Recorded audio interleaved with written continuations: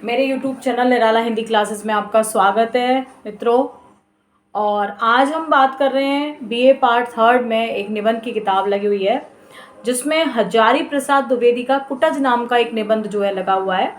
बहुत ही अच्छा और उत्कृष्ट निबंध है ये। पहले बात कर लेते हैं थोड़ी सी हजारी प्रसाद द्विवेदी के व्यक्तित्व और साहित्य के बारे में, जिससे कि आपको निबंध को समझने में थोड़ी सी आसानी रहे। यदि बात करें इनके जन्म की तो 1907 ईस्वी में इनका जन्म हुआ और मृत्यु की बात करें तो 1979 ईस्वी में इनकी मृत्यु हुई। संस्कृत और ज्योतिष के विद्वान माने जाते हैं आचार्य हजारी प्रसाद द्विवेदी।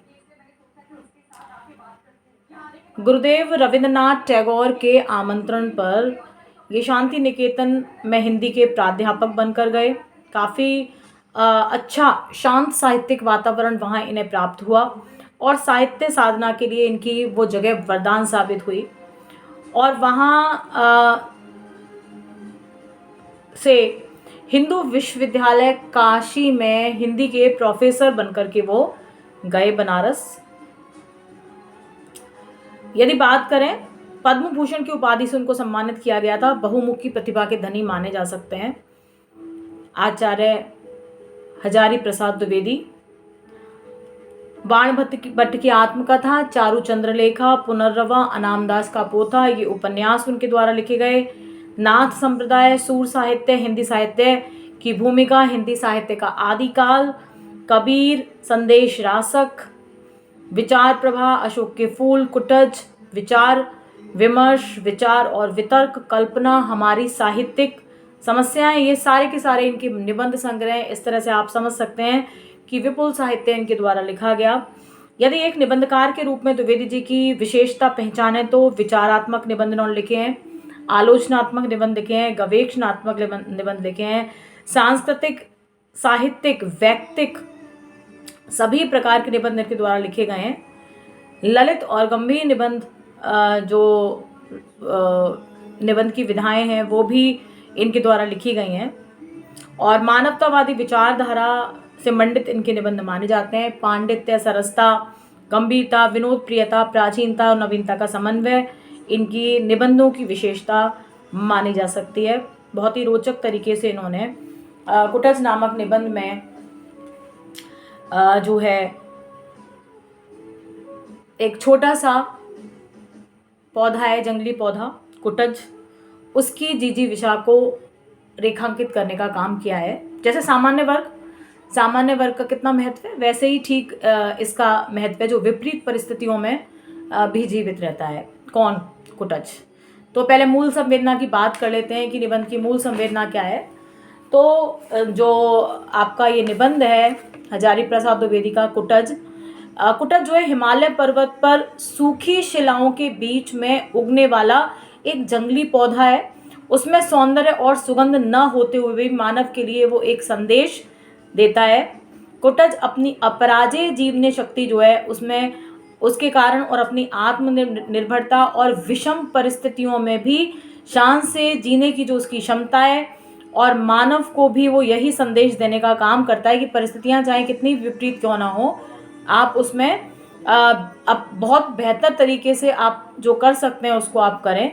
इस निबंध का उद्देश्य यह बताना है कि सामान्य से सामान्य वस्तु में भी अपने कुछ विशेष गुण होते हैं और वो अपने विशेष गुणों के कारण जो अपना महत्व है उसको समाज में और संसार में स्थापित करने का काम कर सकती है। यदि पाठ के सार की बात करें तो सबसे पहला बिंदु आप बना सकते हैं कि हिमालय और कुटज।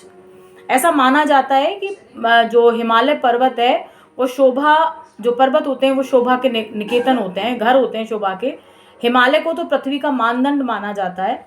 लोग उसे शिवालिक श्रृंखला भी कहते हैं, अर्थात शिव के जटाजूट का निचला हिस्सा प्रतीत होता है। इस तरह की जो स्थितियां हैं वहाँ देखने को मिलती हैं।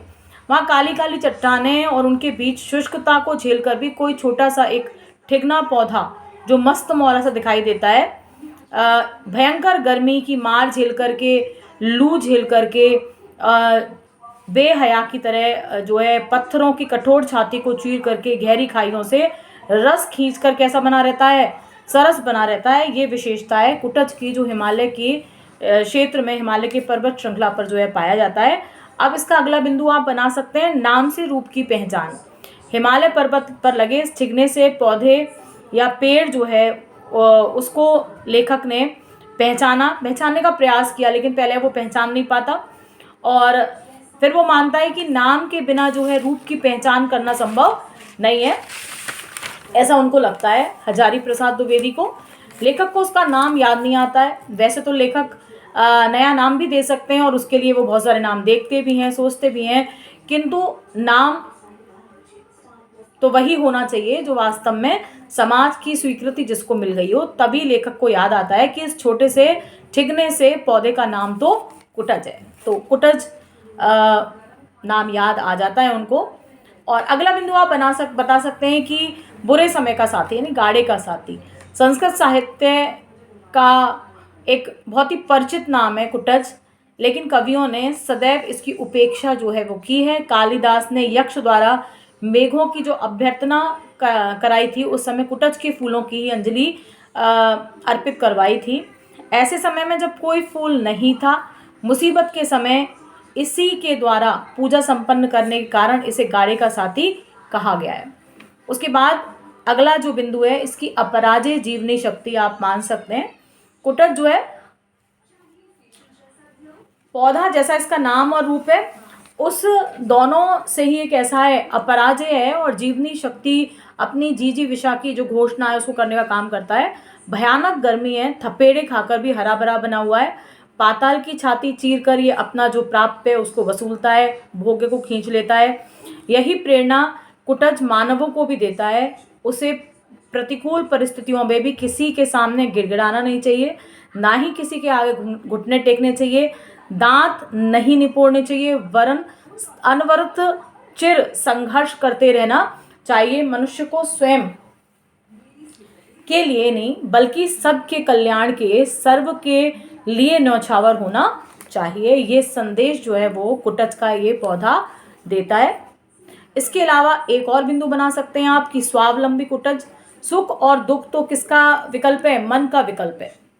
सुखी वह है जिसका मन वश में है, और दुखी वह है जिसका मन कैसा है? परवश है, दूसरे के अधीन है। परवश अर्थात दूसरों की खुशामद करने वाला, तलवे चाटने वाला। कुटज धन्य है क्योंकि वह तो अपने मन पर सवारी करता है, मन को अपने ऊपर सवारी नहीं करने देता। इस तरह से जो कुटज है उसमें ये सब जो विशेषताएं वो देखने को मिलती हैं। अब एक और आखिरी बात कर लेते हैं कि भाई कुटज शब्द जो है उसका अर्थ क्या है, या विभिन्न जो अर्थ हैं कौन कौन से हैं। तो कुटज का अर्थ ये मान सकते हैं कि अब ये शब्द जो है वो कूट से पैदा हुआ है। कूट घड़े को कहते हैं, घर को भी कहते हैं। कूट अर्थात घड़े से उत्पन्न होने वाला। प्रतापी अगस्त मुनि जो हैं उन वो कुटज कहे जाते हैं। घड़े से तो क्या उत्पन्न हुए होंगे, कोई और ही बात रही होगी। संस्कृत में कुटिहार हारिका और कुटिकारिका दासियों को भी कहते हैं। एक जरा गलत ढंग से दूसरी दासी को कुटनी के नाम से भी जाना जाता है। तो इस तरह से कुटज के कई सारे जो अर्थ हैं वो देखने को मिलते हैं। तो दोस्तों आप वीडियो देखें, आपके काम का है ये। और एक बार मुझे कमेंट बॉक्स में बताएं ज़रूर कि आपको वीडियो कैसा लगा। अगर आप पहली बार चैनल को सर्च कर रहे हैं तो लाइक, सब्सक्राइब और कमेंट ज़रूर करें। धन्यवाद।